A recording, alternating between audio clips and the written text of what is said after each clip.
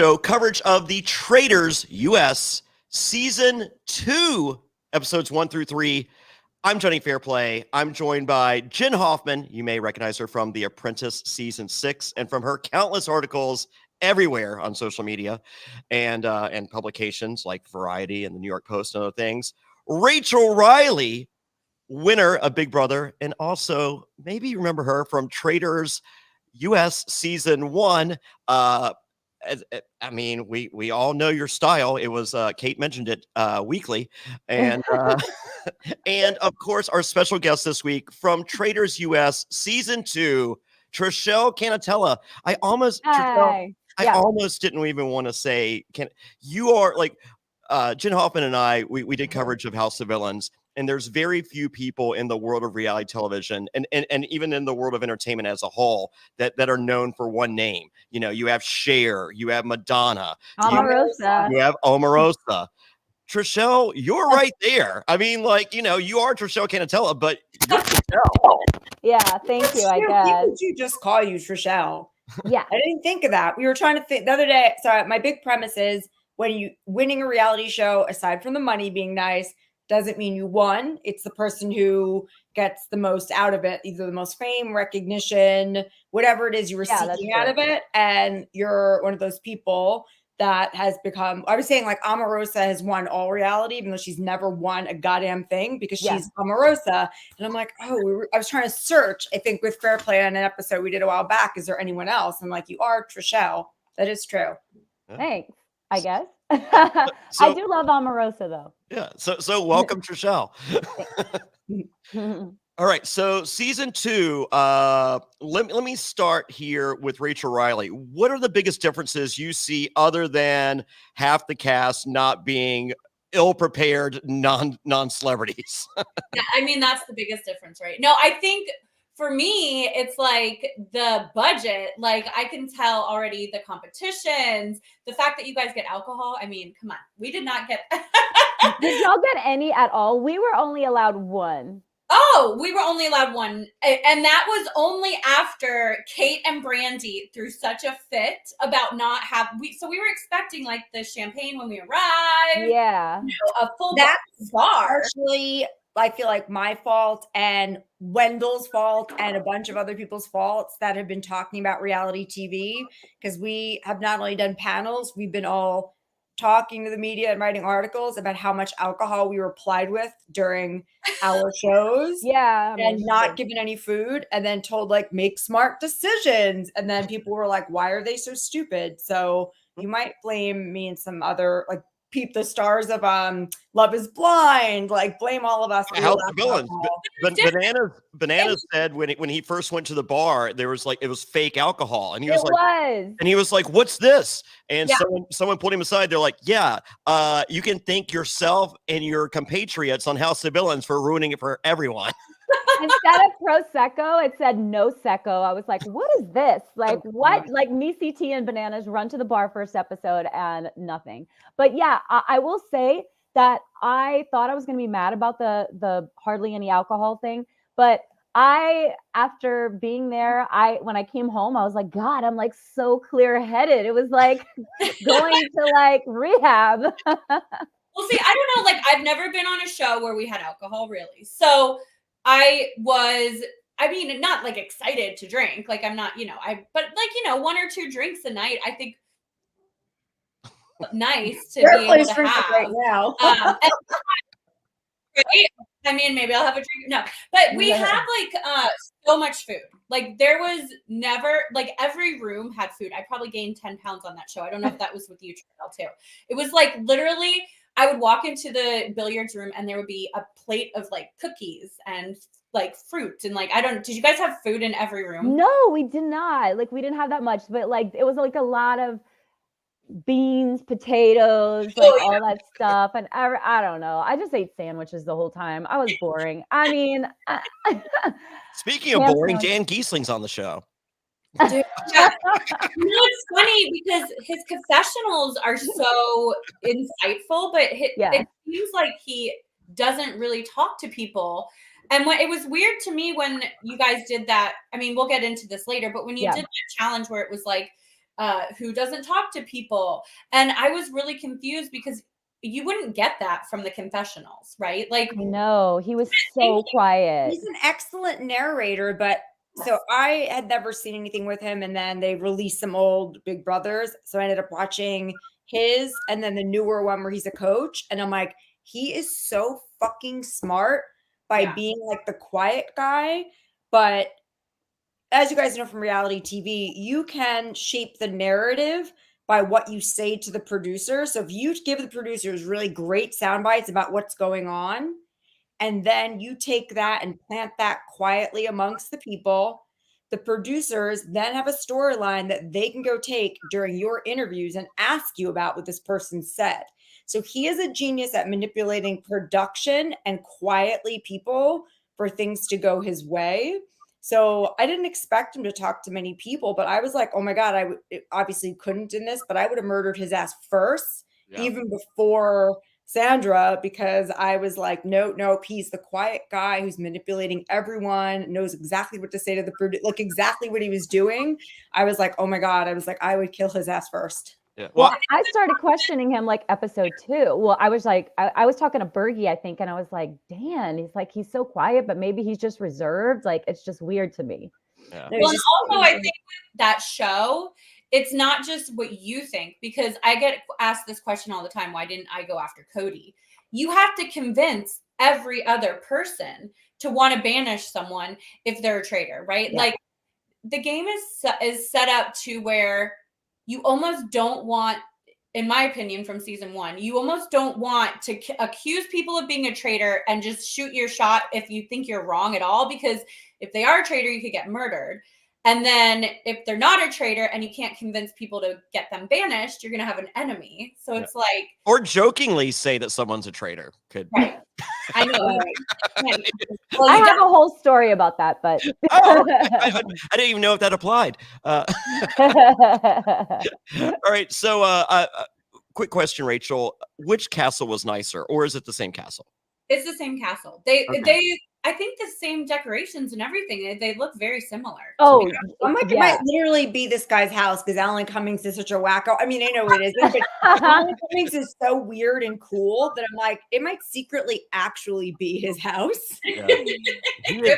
As far as hosts of reality television are concerned, Alan Cummings might be my favorite of all time. Like, I love Joel McHale. You know, Jeff Probst is the standard bearer. You know, who doesn't love TJ? JLP with Australian Survivor is incredible. Alan Cummings, everyone's favorite. I mean, can we all like his personality, attire? Yeah. And he also does not skip a beat. He is just like very on it. Like one take, it's done. I mean, I love TJ so much, but we call him 10 take TJ because it just takes forever. We're like, God, again, he messes up. And like, we have to stand there in the freezing cold. I don't know. It's just a lot. But Alan was just like very clean. That's like, you know, somebody who is like famous for being a sports person who just happens to be super charismatic. So he gets to host a show. Yeah. Versus like a trained actor who's won awards for it. Like his job is to memorize his lines in one take and know how to improvise. He's so theatrical. I didn't know I was obsessed with Alan Cummings, but I now am completely. And in person, he's a presence. Rachel, I don't know if you felt like this whenever you had your one-on-one interview with him. I was intimidated. I was like shaking. I was so nervous. I wasn't nervous with him, but only because he never misses a beat. He understands the assignment. He's so fun. Like, I never got nervous with him. We didn't do one-on-ones like you guys did. In the same way. So you guys do your one-on-ones where you're like, why do you want to be a traitor? We didn't do anything like that. But we did do like a few one-on-one question stuff with him. But for me, he's like, he loves the game and you can tell that he's like really excited to be there. So I think that made me more excited to talk to him because like Julie, I mean, sometimes I don't know if she knows I know she knows who I am, but like, you know, I don't know if she's like excited about the game. But Alan, you're her favorite of all time, she said. I am.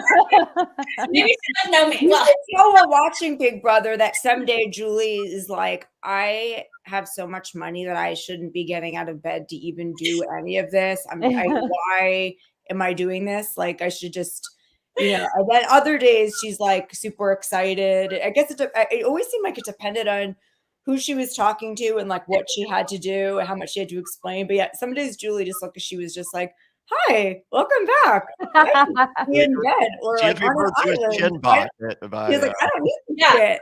Yeah. Right, but Alan, he is like, he's playing the game with us. Yeah. Like he's really into it. And that's like one of my favorite things about him as a host.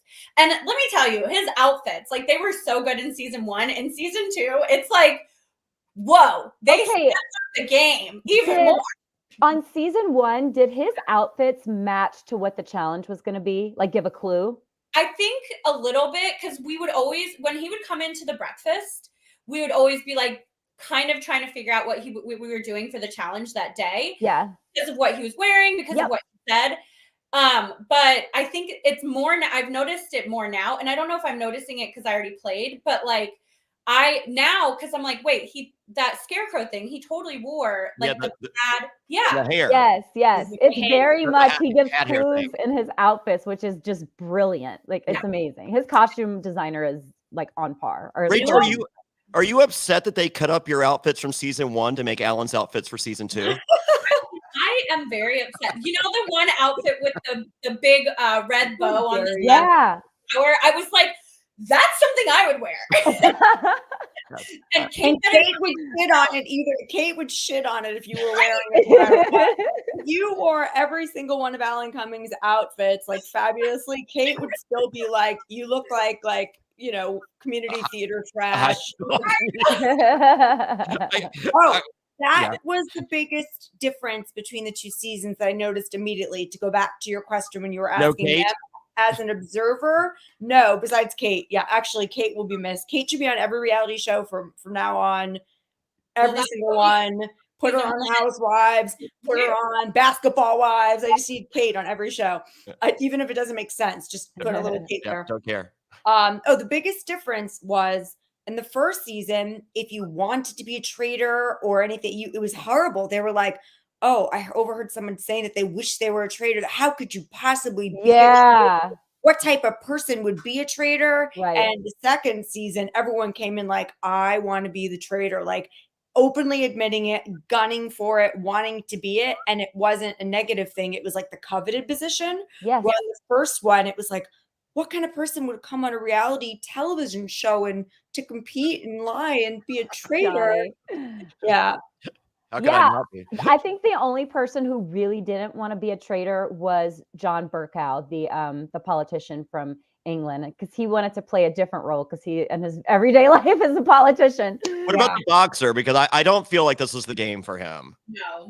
Oh God, you guys, I love Deontay so much. Yes. I really felt like I bonded with him. He's one of the first people that I met. I was in his car, like in the beginning. He just had a really rough time. He was very emotional, and it was not for cameras because I would see him off camera and we had like a cry session. Like he's just a kind soul. You see him episode 3, you see him run upstairs. Like, I mean, he can't be, he's just like, there's no conversation. Like that shot is purposely done to show, it's just like, this guy can't even be down here. It's too much emotionally. And I'm just like, is this my favorite person of this cast? And I know like 5 of them. He's a gentle He's giant. the only person who's not really a reality star. Politicians are essentially their own reality stars. I mean, look at, where Trump got him, like knowing how to play that. They're all playing it.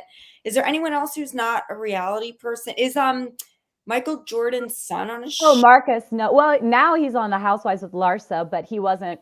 He is like a reality person though. So I would consider him one even though he hasn't played. But that's the boxer. I could see it being like, why is it like this? Yeah. Yeah, he did. Marcus was into the deception either. Marcus didn't, he wasn't, and are we doing spoilers? I mean, I think, right? We're doing spoilers? Well, for the first 3 episodes, yeah, we're not going to go any further than the first 3. So no, I mean, I obviously, anymore. Right? So I don't think. Well, you were there, Trishelle. I do think this is the end of you. I mean, like, small spoiler. I know, but I gotta be honest. There's things that whenever people ask me, like, well, you were there, why do you need to see the show? And I'm like, Well, there's a little bit of editing involved. Yeah, and I don't know how it's gonna go. I wasn't in every room. So no, it ends episode 3. Just to skip it real quick, it's like, who can I convince to drink out of a rusty cup? And I'm sitting there and I'm just like, I've never known Trishelle to turn down a glass of wine. I literally said that. I was like, she could have just put it right in front of me. I'd have been like, oh, there's wine in there. Like, yeah, I was like, this is low hanging fruit here. I would have been the easiest person to poison. I was like, oh no, like in episode 3 is just like, oh my God, it's a cliffhanger. I'm like, I really don't feel like it is. So Trishelle, stay away from the rusty cup, okay? Oh All right. my God. So we move in, and my first note is Dan explains to the viewing audience that he came for the diversity. Congrats on getting that line, Dan. I'm glad you got it, and it wasn't spread around to everyone in the house. So that's about the most over the top line he says. Like, this guy is a snooze fest.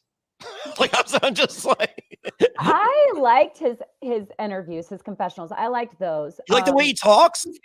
Yeah, I liked them. I thought that he had some like good lines. Like, I was just like, whenever he was like, and we're watching our new recruit with an eagle eye, and it shows him and Parvati talking, and I was just, I don't know, I kind of like some of his lines, but yeah, like, and he didn't talk a lot in the house. It really was bothersome the first 3 episodes. Yeah. Okay. Well, I think Dan does great confessionals, and I think he is a good narrator. And in my opinion, I hate his voice. Well, he doesn't do the traditional reality energy thing that we want, right? Like, yeah, where he's like excited about talking about it. He's very, you can tell he's like calculated. Everything. Yeah. I know. It's like, oh, like it's like he punched the time clock. I don't get that vibe. I don't get that vibe.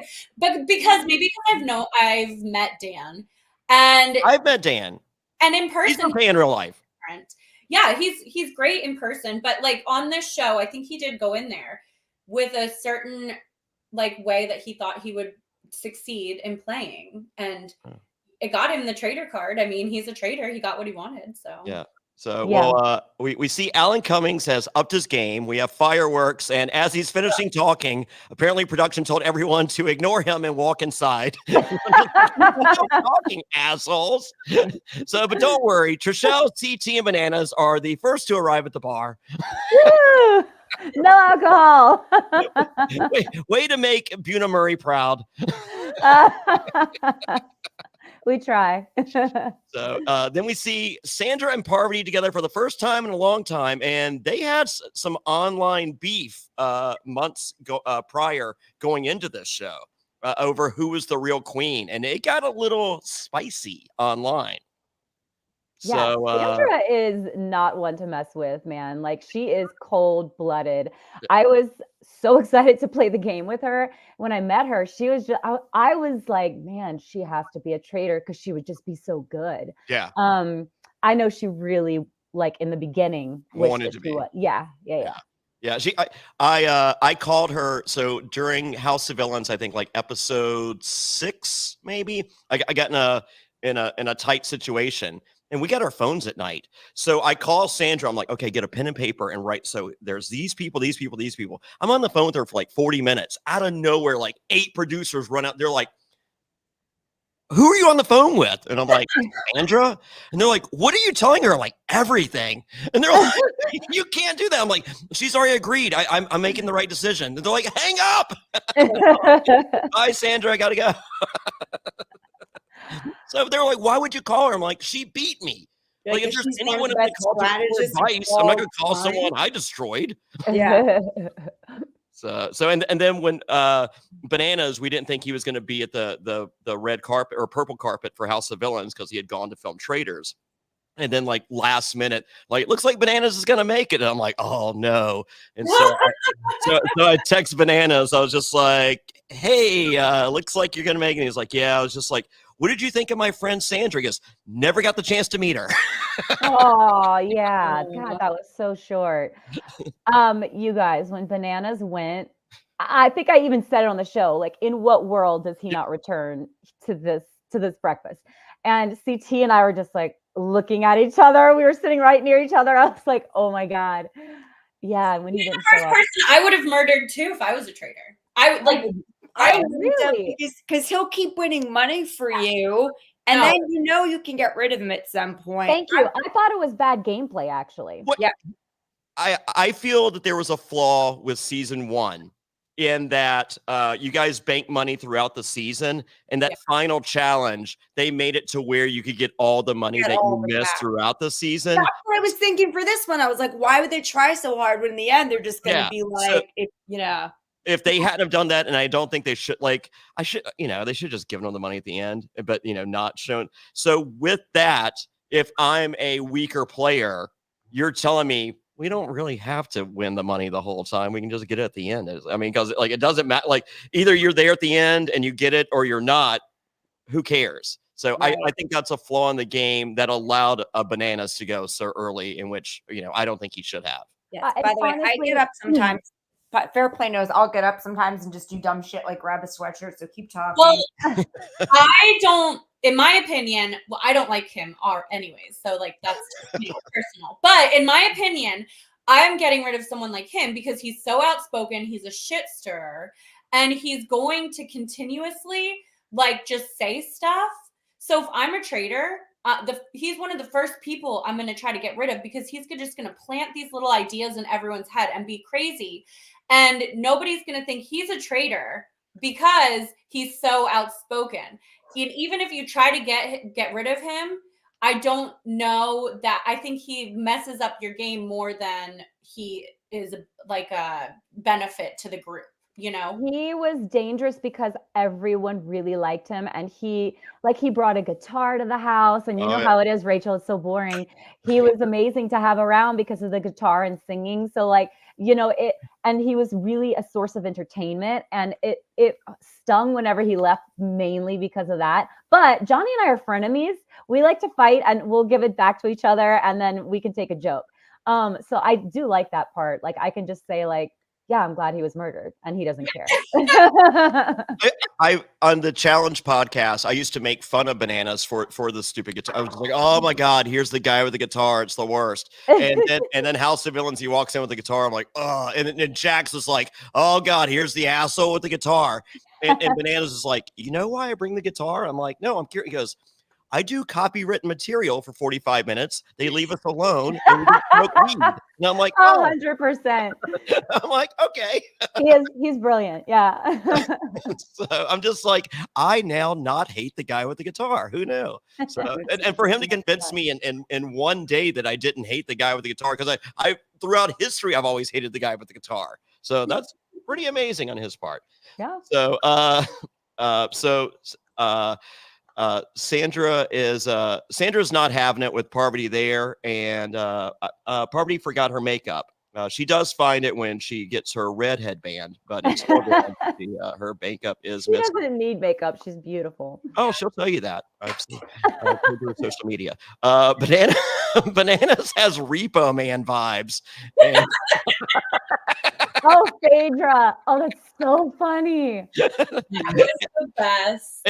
I don't know if she's talking about the wrestler, the Repo Man. I would like to imagine that's the case. I don't think so. I think she's just talking about any Repo Man, and I'm here for it. Next, we have Speaker of the House of Commons, John. Wow. Did John deserve to be there? Okay. Yes, he is an odd character. Yes. But likable. Yeah. He's He plays it both ways. Like just the comedy of him running on the Scarecrow mission, and when he falls and face plants, and like Phaedra's trying to pick him up, and like he's just a funny, goofy character. Well, that's his sometimes problematic asthma that comes back from childhood, but then quickly dissipates. He does answer questions as I feel like that is beneficial in politics and in tricky relationships, but maybe not so on Traitors. Like, he's literally screaming, "I'm a traitor." But by the way, he's answering questions. He's the guy that's like in British Parliament that's like, order, order. And he would do that at round table and people would get so annoyed, like especially me. I was like, God, again. Yeah. I'm for it. I'm for it. So Bananas asked if Alan Cummings is jealous because he's the second best dressed guy on the show. Bananas. And Bananas will admit this. He does steal his best material. Like any of his stuff on Twitter, he literally Googles. I'm not kidding.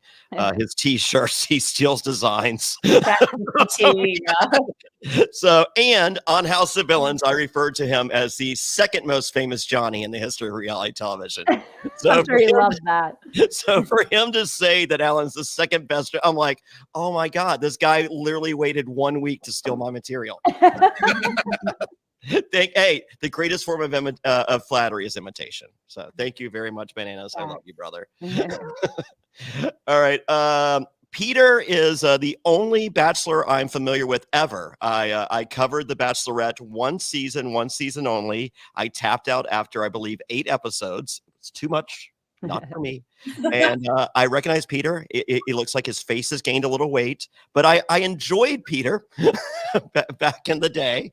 And I think he's a great cast member. So there you go. I like Peter because he's a pilot and my husband's a pilot. So we automatically had something in common to talk about. Yeah. So he has the same exact job as my husband does. So it was like kind of easy to be friends with him. But as far as boring, okay, we talk about Dan being boring. Does Peter say anything in the whole show ever? No, but he visually he does. It's like Anfisa on House of Villains. Like what did Anfisa say there? Nothing. I mean, he's good looking. He did really good at the graveyard mission in episode, I think it was 3. He was killing it. Him and Bergie actually carried that entire mission. Oh yeah, and you thought it was going to be CT for like 12 seconds. I know. Yeah, it's true. Peter actually is a very, very good competitor, and yeah. So Parvati mentioned that she just got divorced and she needed the money. I'm like, but didn't you win $1 million? Okay. Yeah, but she has a kid. She has a child. That's expensive. Living in LA. Divorce is expensive. Look, I've been in family. Not if you win. What? She won a long time ago. I know who. I'm just being mean. I'm a Parvati dragger. Yeah, you're terrible. Listen, am I just supposed to sit here and go, everyone's great? No, I got my favorites and not favorites. Also, you know who's the real villain on this show? 4K. Oh, 4K. That it does. Oh, 4K. Yeah. And congratulations, Trishelle. You're one of the winners of the 4K war. I don't know. Oh no, trust me. I am staring at the camera just for ammunition on people I don't like. You're on the Cool Kids Club. I love you. I know. I would say that in interviews. I'm like, can I get the pretty filter that the housewives get, please? Yeah. Literally, like the extra lighting. That's what it is. It's the extra light. Like the Oh yeah. Some people lost that war. I'm not naming names yet. I will check out my social media after this podcast comes out, and I will fire off receipts. The first thing that I was looking up, like the main comments on Instagram for like Peacock for the show. I was looking up the hashtag on Twitter, and like, I wrote it down. The big things that people were saying were, why are these people on this show? Because they already have money. Speaking to your thing about Bavardi, and it was like, people think that just because you've been on reality TV, you get all this money. Like, you don't really get paid shit for most shows, and even if you win, money goes fast. And then people, the next thing was about plastic surgery and people talking about Botox and fillers, and that was a huge thing that people were talking about, like the people's first initial reactions to the show, and also naming their favorite celebrities and who they thought should be there. But yeah, it was like, why do celebrities need the money? Put regular people on, and then but the plastic surgery. I saw a lot of that too, and people were saying that to me. They were like, "Oh my God, it was, she had so much work done, and then it was like, oh, her nose is too big. She needs a nose job. I'm like, which is it? Which is it? Do I need plastic surgery, or have I had too much? I can tell you that I have had no plastic surgery, but in March, I will get my eyelids done. So then you can talk shit about me all you want. Good for you. Look, I was on a show when I was 25, or maybe I was 26 years old, and I got the same comments. It was either people were like, she's been so much Botox. I'd never in my life, and now I get it, but it has been a long time. Yeah, I can't live without Botox. I'm 50 in March. Yeah. 50. You look good. Yeah. My firstborn is 16 years old today. Yeah, I get Botox. I live by it. Birthday. Happy birthday.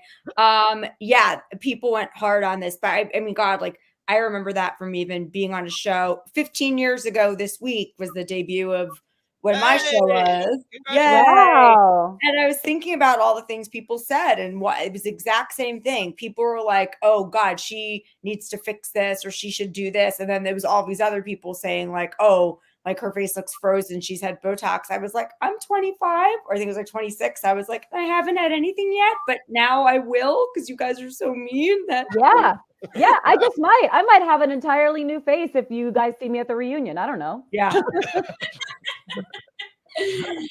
All right. Dan is one of our first chosen to be a traitor, and he wants to celebrate. He's jumping up and down. He gets to be a traitor. This is what he came to do. And I just Jonny, you're such a hater. But I noticed him breathing very heavily when he got picked. So I wonder if I would have picked up on that if I was sitting next to him. I noticed the second Alan touched his hand, he was like, like it was. I mean, he didn't like you couldn't hear it, or it didn't seem like you could hear it, right? But like I noticed his chest. Yes.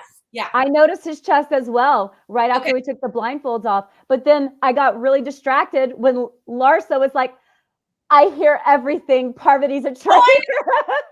Oh, yeah. So I forgot about Dan. Yeah. I was distracted by Peppermint's chest. So it's pretty amazing. It Yes. is. So Parvati is called out immediately. 2 seconds after the blindfolds come off. Yes, and which is great, and then Janelle calls out the UK guy. That was funny. And I'm just like, wow, shots are okay. So is it right here where Bananas grabs the gold? Okay, so he grabbed the gold on the way coming into Roundtable when we were filming right before, Rachel, whenever Alan's filming this, and he's just like, I'm about to do the Traitors. I'm going to walk around. He's explaining. And then Jonny dropped the gold. They didn't show this. Jonny dropped the gold on the table, and Alan went off on him. I thought it was like an act. I thought it was a bit that they were doing, but it wasn't. And Alan was like, you are not going to like step on my lines or something like that. It was just like a really dramatic scene. And I was like, oh my God. Yeah. So Bananas was telling me about it. So you see a clip of him, like, when they've shown like, clips of the season, you see him with the gold thing. And Bananas is telling me, he was just like, oh yeah, I did this deal where I put down the gold. He goes, it went over like a fart in church. He was like, holy shit. He goes, Alan hates me. I think the entire room is like, fuck this guy. We're getting rid of him. Humor is not appreciated. This He's right. It did not go over well at all. I was just like, oh no. And he's like, oh yeah, anything that could have gone wrong went wrong from day dot. It was just like, okay, mistake number 1, mistake number 2, mistake number 3. We were also just tired, and like, you're just like at the end of filming and you're just like, I want to go home. Like, let's get this show on the road. I'm tired. And then if you're on you just leave. Oh. Yeah. We're like, hey, they're like, hey, we really need to get this. Omarosa is like, yeah, I'm not. I'm just like, oh wow, this is how we do this. 2023 is so much different than 2003. Trishelle, was it freezing in that room? Yeah, everything was cold. Like that castle's so freaking drafty. Yes, it was freezing. I swear they make that room, the banishment, or the banishment room. I think they make it really cold, especially because I noticed when we were gang picked for Traitors, it was more cold than anywhere else in the castle, freezing. And then every single banishment, it was like you go in there and it would be so cold. So you're like almost shaking your throat because they play that creepy song before. Yeah. And it was just like vibe in there. When they started playing The that vibe. song the first time, everyone's like, what the? Like, we were just looking at each other. What is happening? It's the Hunger Games song, the Hanging Tree. The Hanging Tree. Yep. It's So really creepy. And they play it for like 3 minutes. Yeah, the whole song. The whole song. It's very awkward. They to get you in the mood. Yes. so Phaedra's our second traitor, and love this pick. Because Dan was made for the, if you're looking at the cast, Bananas would have made a great traitor. Parvati would have made a great traitor. Sandra would have made a great traitor. Dan would have made a great, like reluctantly, as I said, I'm here to drag Dan, and I'm having fun, folks. I don't hate Dan. I've met him. He's nice. It's fine. So even though Bananas did tweet Dan's mom's a hoe, and I did retweet it, and I get the hate. Well, Bananas gone. I mean, so you can only hate on who's still there. So, but Phaedra, she's so great. Perfect. Because you don't.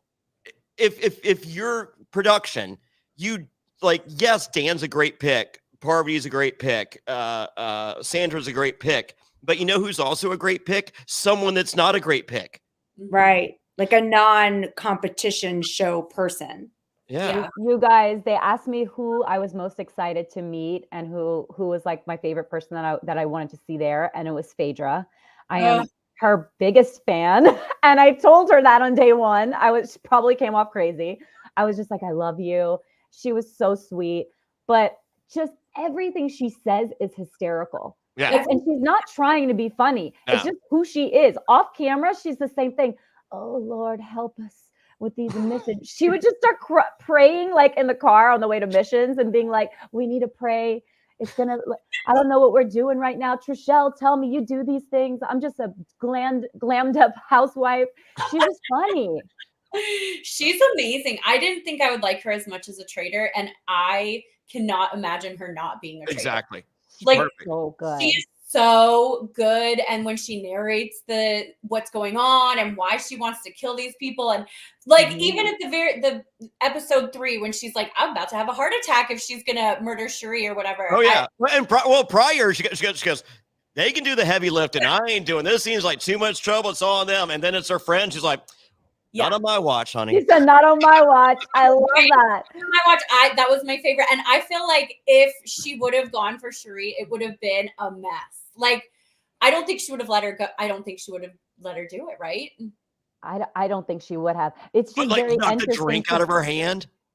Oh, that would have been freaking cool. That would have been cool. But like, Trichelle's like, you ain't letting that wine go to waste. Give it here, sweetie. Yeah. Trishelle, no. Leave the free glass of wine alone.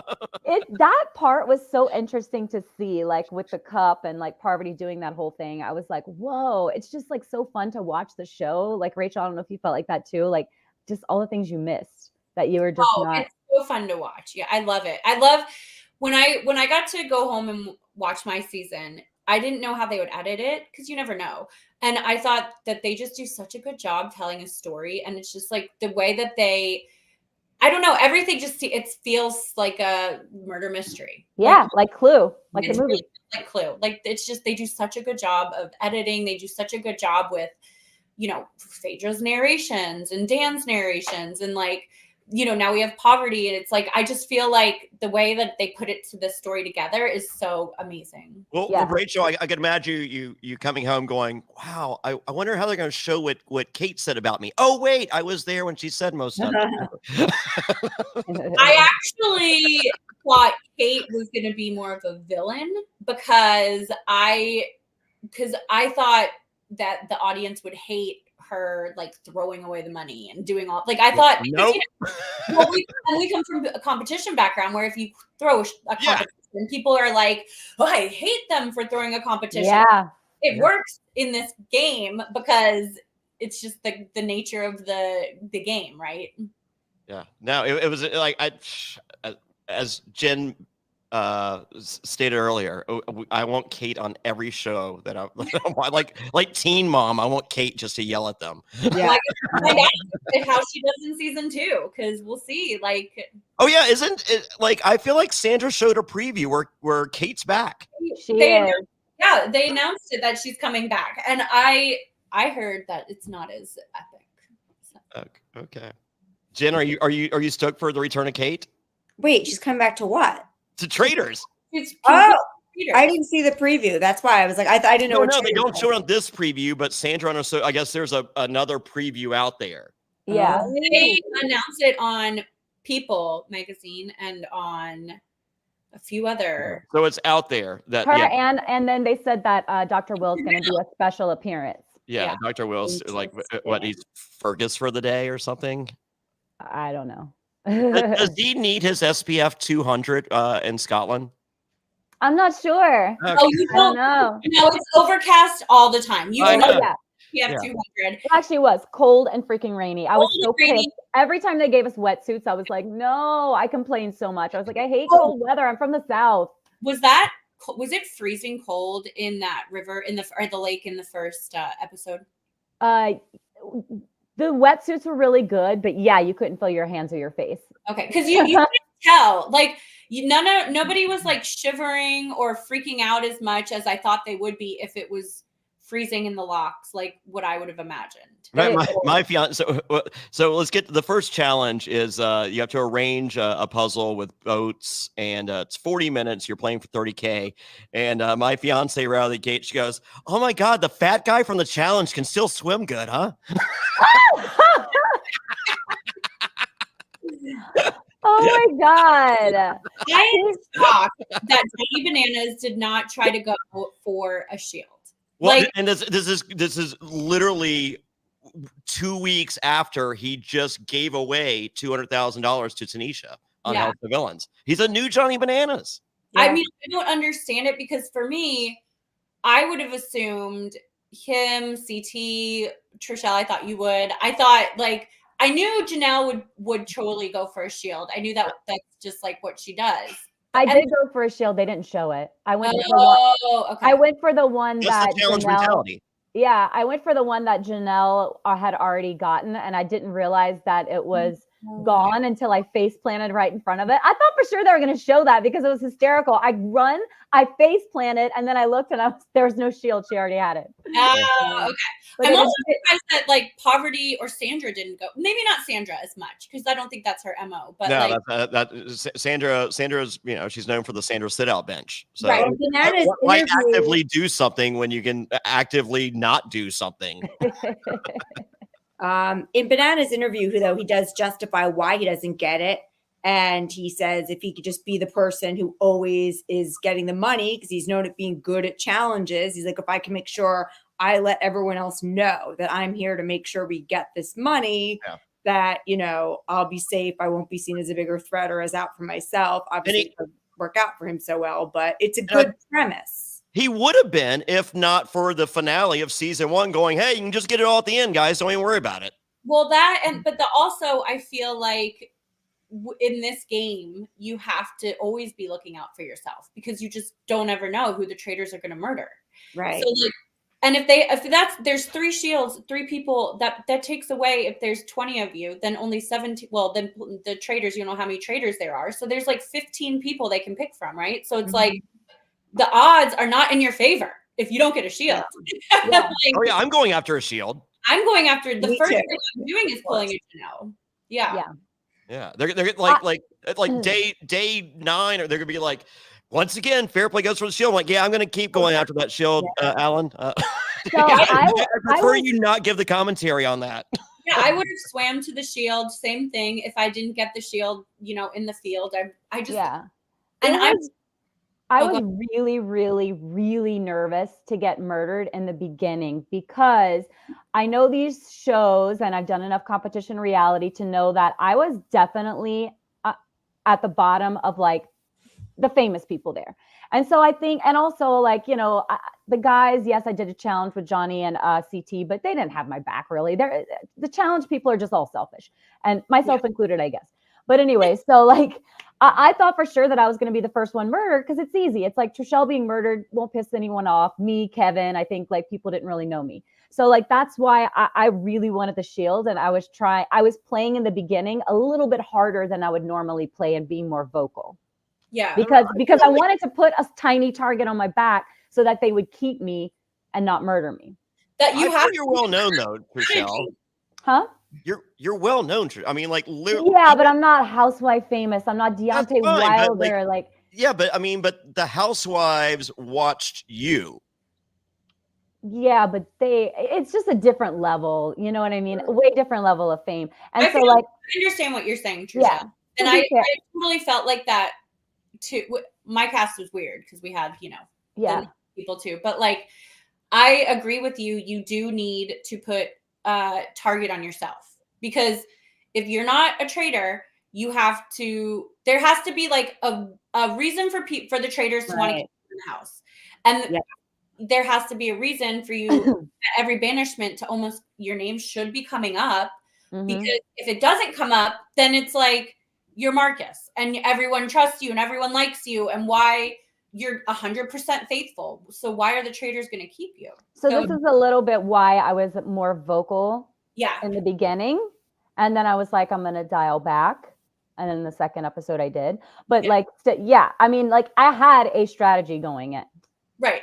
I think that's a good strategy for playing this game, because you do need to have a little bit of a target on your back. A tiny one. Like I was nice to everyone. Well, except for, we'll get into it, Peppermint, I guess. Apparently I was terrible. But so I did want a tiny target in the beginning. Yeah, and that's enough. So Janelle gets the first shield, CT goes for a shield, gets it, Deontay gets the third shield. How was Berg on Love Island? Oh, I love him. I think he's wonderful. Have you seen the other people on Love Island? Yeah, I was confused about that. I was like, that's bad. Oh, I guess they cast for a personality too? He was like the lovable guy. Like, that I didn't watch his season, but he said that he came off as like the person that everyone liked and very trustworthy. And so I think it was a good pick to put him on the Traitors. Honestly, he was very beloved. Yeah. And he earns his stripes on episode 3. But I'm currently like, I watched Challenge USA season 1, and we made fun of the Love Island people. Like, why are they there? And then me and Cachet have become friends over the last year or so. And I was just like, okay, let's go back and watch Love Island. And it's my favorite show. Right? Like me and my fiance, we literally go to bed every night. We're up to season 3. Wow. And every time like one of us gets a text, like, I got a text, and we start twerking, and it's ridiculous. But I don't think I've gotten to Bergie yet. And if I have, I don't remember him. But I'm just sitting there, it's just like, hey, he's from Love Island. I'm like, really? Because most of the people on Love Island look a little different. Yeah, he's not like an ugly guy. It's just he's not that over the top, like ridiculous. I put all my life into my looks kind of Love Island classic. There's a lot of that. That's why people liked him so much, because he's like a little baby. Yeah. And who's Kevin? Because he's real cute too. I Rachel. Not only I know Rachel wants to know this answer, because she's like, who's this Kevin guy? Kevin's hot. And I'm like, why are you texting me that? I'm like, I texted in my notes, and I'm like, and who's Kevin? He's very good looking. He's from Bling Empire. I think I lived with his. Okay. I have to look at something. You guys keep talking. I lived with one of the girls that was on Bling Empire with Kelly. Is that the Netflix show? Yeah. Buna Murray produced it. Okay. Yeah. There's 2 though. There's a New York one and like an LA one. Yeah, he was LA. I don't know if he did New York too, but Kevin is hysterical. My favorite was when he's like, what Janelle say? That's Johnny Bananas, and he's like, he was like, what's the challenge? Janelle's like, the challenge? He didn't know anyone, y'all. Anyone. I had to tell him everything. No, he didn't know. I'm equally as confused, because correct me if I'm wrong, but Bling Island, is that the show where Bling Empire, same thing. They bling out their jeans, like they kind of bedazzle them, and whoever has the best jeans at the end wins. No, No, that was what? that would be if it was 2003 back in your day of Survivor. That would be Bling Empire. That would still be your wardrobe. No, it's a show they have about wealthy Asian people living in the U.S. My roommate Kelly Meatley is one of the stars of the LA one that he was on. So I just wanted to look it up really quickly. Oh, to see. cool. There we go. All right. So it's time to do the puzzle assembly. This is very sad. But it eventually works thanks to CT and Bananas working together for the first time ever, and CT not wearing bananas as a backpack as this happens. And yes, so you guys get it with 1 second remaining, like we always do on the first challenge of the Traitors. And so we're back to the castle, and Dan is not going to say anything that is so sus. And I'm like, okay. And also I have Parvati's headbands are stupid. I'm just reading my notes. Headbands are so good. They are not stupid. I knew someone would be here to defend it, and it would not be me. She's giving Blair Waldorf Yes. from Gossip Girl. Yeah. Okay. Yeah, from Gossip Girls. And I felt like her outfits were perfectly planned. Like they were so, I mean, she's one of my favorite best dressed. But I mean, Phaedra and Peppermint's outfit. I mean, everyone had great outfits. Trishelle, I loved your outfits. Janelle's outfit. But the white jacket we had was one of my favorites. Phaedra's like little throw. Trishelle went schoolgirl castle. Like, oh, for that. What? Yes. Schoolgirl castle. Schoolgirl. Oh. Oh my God! Take me back to 2002. Did you do the outfits, or did you let the stylist for the show do them? Oh, no, I did everything. Well, I have a stylist friend that helped me out back home. And then I only borrowed one outfit from wardrobe. Nice. But all the other stuff was me. Yeah, I had all looks planned. I was like, I hope I last long. And not to toot my own horn for the season one. Toot. But okay, my question is, so we had a vibe from season one. Yeah. And we did, like, everyone talked about our outfits. It wasn't like, I wasn't thinking, it was like when I went in, that's like what I do. I plan out my outfits. I do this. Kate, same thing, planned out her outfits. We had wardrobe to help us a little bit, but like season 2, it was like, I felt like it was a requirement. You knew a certain way to dress, right? Yeah, you guys understood the assignment. Yeah. Wardrobe actually wrote all of us and said, send me pictures of what your outfits are. And then like I printed them out and would show us and tell us what to wear. So were you guys like, okay, I need the tartan, whatever. And these, what are these called? Beanie? Beret. Yeah. Beret. Yeah. Great. You're wearing a beanie. You're wearing a beret. I actually like dress up and wear different costumes and stuff on my own for like Mardi Gras and just in general in New Orleans. So I had a bunch of stuff. Okay.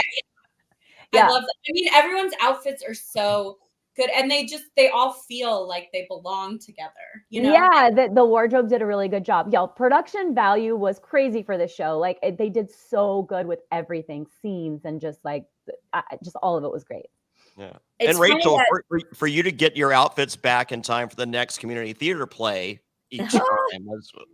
Well, it's funny that fashion ends up playing into both your lives so much in this show, because with Rachel, with you and Kate, it's like, Kate being like, feeling like she's impeccably dressed and just like shitting on your fashion. And that becomes a thing back and forth between you two. And then obviously I know you're getting there, but with Trishelle, about fashion and an outfit ends up becoming like the whole epicenter of an episode and your life at that point. There's not much to talk about, by the way, whenever you're there. There's not much to talk about. We're here. So all these personalities like would have like a lot to, but at some point you're just all sitting in a room and you're tired and you've been filming and you had done a challenge and you're just kind of like looking at each other and then you're talking about your clothes. And so, we're going to get there. So we're here. That's pretty much what happened. We were talking about outfits, and my whole thing was I was just in my head thinking like, oh, she's going to murder me like because of my outfits or something like that. Because like because we were both saying that we had like a bunch of outfits we wanted to wear. So I made a stupid joke. It wasn't even like meant to be a joke. It was just a comment. We're just sitting there. And I thought that her reaction was weird. I know that online people rewound it a million times and felt like her reaction wasn't weird, but I felt like it was because we're there and there's not much to go off of. Yeah. You get like you're looking for like a hairline difference. I mean, you have Bananas with binoculars, looking at like at Kevin's 120 beats per, and of course that's a joke, but you are for any little thing. Well, you say the outfit comment, yeah, and then Sandra immediately says, if you end up dead, we know why, and makes it about the outfits, which I thought was interesting. Well, I thought I said that. I said if I murdered, she did it or something. And then Sandra, she said that, yeah. And then Sandra, were audibly so other people can hear it, but also, I don't know if she intended this or not, but if she noticed there was kind of a thing between you two, she definitely gets in there, and whether it's meant to be or not, the camera zooms in like it's going to be important. And she says very audibly, if you end up dead, you know why. Yeah, so, why didn't nobody notice that? Yeah, I think the outfit thing then became a bigger deal than what it was. So what happened is that after that, because it was fresh after that happened, we all go into the bar, and I think I told Janelle, and one other person was near Janelle. So I only told 2 people. I was like, yeah, I just had this like weird, because we're all talking about different people and who do you think is moving weird and who is doing this. And I said, yeah, I had a weird thing where I thought that Peppermint had reacted strangely to this joke that I made about her being a traitor. And I told 2 people. 2 people must have told 2 people. Those 2 people told another 2 people. It was blown so hugely out of proportion. I was not the one going to tell everyone at the castle. I was continuously asked about it because we had nothing else to go on. John's asthma was the only, or maybe non-asthma, was literally the only recurring asthma. He doesn't like to talk about it. By the way, at this point, we had all spent probably total of 6 hours together. Yeah. So there's not much to go off of. And so that's really what happened. But ultimately, that's not even the reason that I thought that Peppermint was a traitor. The reason that I thought Peppermint was a traitor was the morning after Johnny Bananas got murdered at breakfast. We were all like shocked. And I was like, oh my God, like why would people murder him? I said, what a bad game move. I kept saying that. What a bad game move. We could have drug him to the middle and then eventually he was going to get banished. And so Peppermint was like, well, she was explaining why the traitors would have murdered Johnny. And I thought that was very weird, but they actually showed Janelle, Marcus, and Larsa saying spoken like a true traitor. Yeah. So a lot of people that morning at breakfast, when she started explaining who would explain a murder unless you were a traitor? Marcus actually says spoken like a murderer. Like I took some notes on what people said because I saw how this escalated. Right. And I'm like, you, in your defense, you just said something and told a few people. And then like Sandra reiterates it. And then she's there. And then they very clearly have Marcus like spoken like a murderer. Yes. And then a few other people say. Deontay verbally asked Peppermint what happened with me and her. So then we have to talk about it again in front of everyone. Yeah. But that's what they want you to do. You literally talk about it right there. Fast forward to Peppermint's roundtable. And she's like, you could have talked to me face to face. I'm like, you did. Well, I watched it. We actually had multiple conversations. Actually, they didn't show the one we had outside one-on-one. We had one outside too. But it's funny because I actually was emailed a picture of it. I was like, well, should I post that or not? People are gonna be like, what scene was that? Well, it didn't make the show. Well, you feel like that it could have put target on you as being a traitor, because that's the first thing I thought. I was like, oh shit, this is gonna make Trishelle look like but she's the traitor, Yeah, but you know what? I don't think people in the beginning really thought that. I don't think that they thought that I had it in me anyway. And so having a little bit of heat on me, in my opinion, wasn't a bad thing, because why would they even think about murdering me? Because I had already been involved in something. You raised your hand. Yeah. Yes. Yeah. And a few people go ahead. No, I was just gonna say, also like night one, they were going to murder. Dan said that he was thinking about murdering Peppermint too. And then she was one of the last people into breakfast. So I was like, okay, is that a ploy? Like I thought maybe it was planned that she was the last person. I really thought she was a traitor. Like I was 95% sure, which is like as sure as you can be in the very beginning. It looked like the thing that set everyone over the edge was the conversation in the kitchen where they were like, where she said that she was a traitor, right? Yeah, I wasn't even there. That was the biggest thing when she misspoke and Right. said I think that put everyone over the edge to think that she was the traitor, because that's what really, for me, would have done it too. Because when you're in that banishment room, that is the other thing you don't know, right? It is like, it's, just you're trying to figure everything out. You have to go on what people have said. And if someone says, I'm a traitor, oh, that was a, slip of the tongue. I meant faithful. Yeah. Is it? Because you just don't know. So that seemed like the nail in the coffin for me. Yeah. But if you notice, for me, it was breakfast and the whole thing with, the outfit thing or whatever that we were asked about it a few times. That was a non-issue, but on the show, it looked like a big issue. And so there were 3 instances, whereas Max went home for nothing. right. Yeah. Because he wouldn't answer a I question. think they have to why people are getting banished. They have to show that. They have to tell that story. But right? why do you think that Max got banished? I think they made it look very obvious that Max got banished because I thought Max looked like a traitor. Yeah. In my watching the show, just appeared sketch. He went. It's just like, who do you want to go? He's like, I don't know. And just like, say a name, say any name, Max. That was kind of like Dan. And then he would go in the room and then walk out like, oh yeah, me, which I think that was really weird. And then he started acting really weird after the murders in the mornings. Yeah. So he seemed like he was acting like, and I felt like they showed that because they do narrate that part as well with Max. Yeah. Like, I would have murdered him, or not murdered him. Sorry, I would have banished him as well because I would have said 100% he's a traitor. He's acting so weird. Like that vote, I didn't think that Max was a traitor. I kind of just went with the majority on that one because I was just like, oh my gosh, like the first banishment, I was super vocal. This time I'm going to dial back. Right?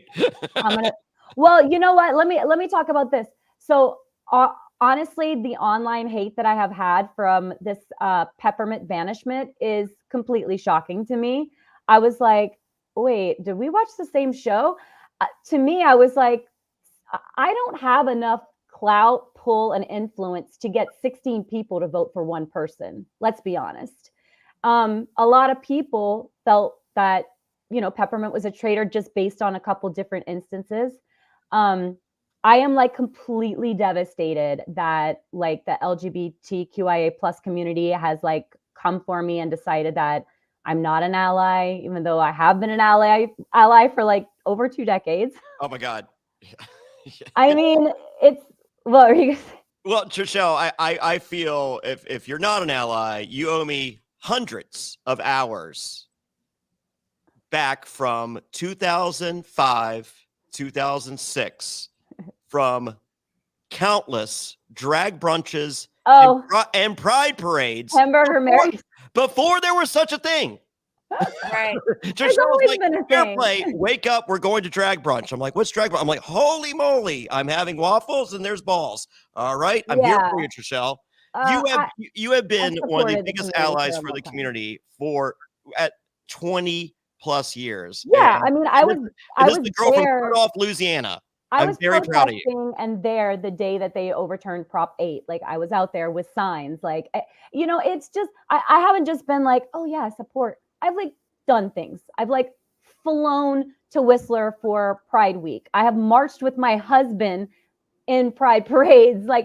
I'm not a silent person. I'm a vocal ally. So for that community to come after me is very, very hurtful. And honestly, I have a lot of respect for Peppermint. And if I had known that it was going to be this huge deal, I would have definitely maybe tried to look at someone else more. I just really felt like she was a traitor, and that's what it is. But I also have a theory about why people are upset. And I think that Drag Race is a competition show based on talent. And so like Peppermint's really good at what she does. And so like she's super talented and like you get far based on that. Traitors is a show that is based on, in the beginning anyway, assumptions, which I think can be confused with bias. And I think that, you know, whenever you're just going on small things and tells and things like that, it can be very confusing to people. They're like, well, why would she do that unless she is, you know, XYZ? And so, yeah, it's just hard because this is in the beginning, the votes are never like, you don't have evidence. So you're based on facial things or someone breathing weird or something like that. So it's very difficult to, it's not a talent show, you know, it's hard. Yeah. And Traitors of any show possibly of all time is the worst show to word vomit. You know, when you know, when Peppermint says traitor instead of faithful, Yeah. that's literal word vomit. It's like, made a no, the word I meant was faithful. You guys, and just like, nope, heard it, you said it, you're done. Right. Yeah. Well, people had thrown out different things. Janelle had thrown out John because he made a sound. The person whose name I forgot said that she kind of targeted Bavardi, but said the person to her left, but Larsa. which could have been anyone, but it pretty much was her. And then what everyone looks for is, what are other follow-up clues? So then you mentioned something about like, oh, she, you know, she might murder me because my wardrobe. Okay, so that is equal now to what everyone else has said.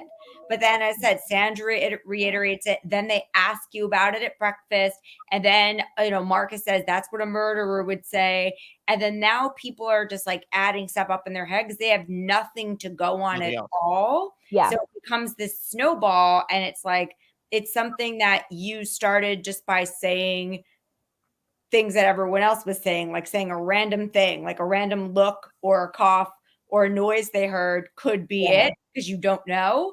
And then everyone ran with it. And now it's like, Trishelle did it. But it took a room full of people to vote her out. You didn't have the power to vote her out yourself.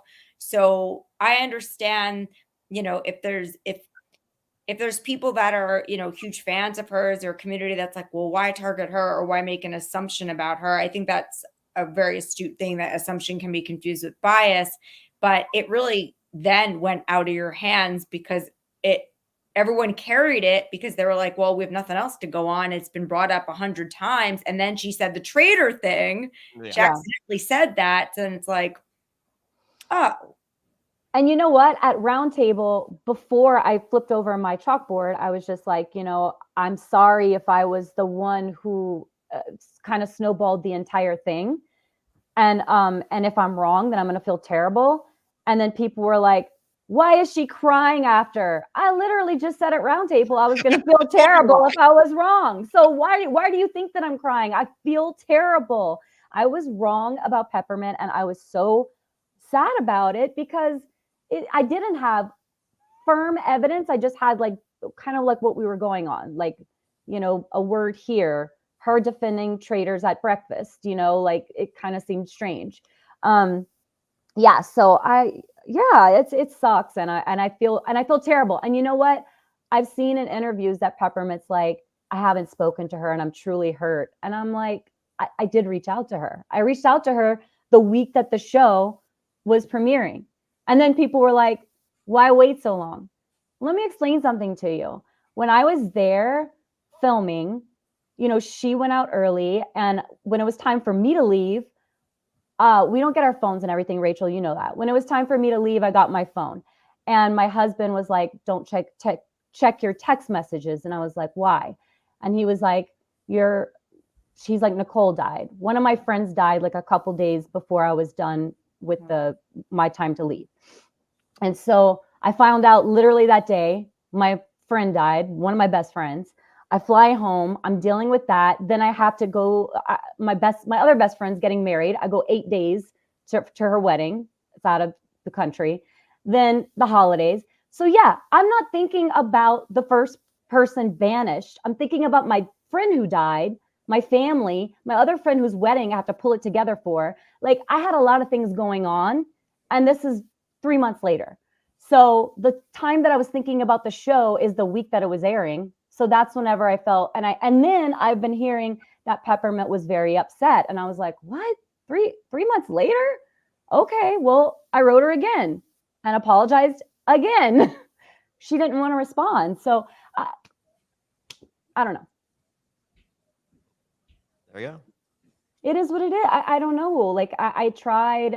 I don't know what else I can say. I'm so upset that she left and she wasn't a traitor and I got it wrong. And I'm like really upset at the reaction from, people that I love so much. Yeah. So same. And honestly, I mean, like we're watching you in the house, like, I don't know what kind of momentum you grow as the game progresses. But right now, we're not seeing that you have an alliance of many. Like, like we see you and CT hanging out and you occasionally talking to Parvati and Bergie. Those first 3 episodes, I had no one. Yeah. So, so you're not pulling together 16 people to vote someone out. No, I barely had any friends there.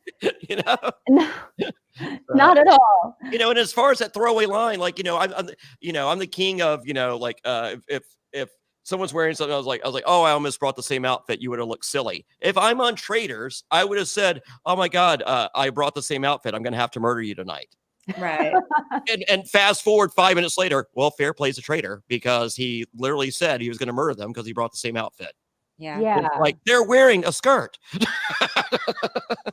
Yeah, it breaks my heart, honestly. And you know what? And I do understand. I do fully understand a lot of the hate because because I think that Peppermint had a really good message to share with the world, and for her to be there would be like really exciting and for the community. And I feel like, I was part of the reason who took that away, but it wasn't the only reason.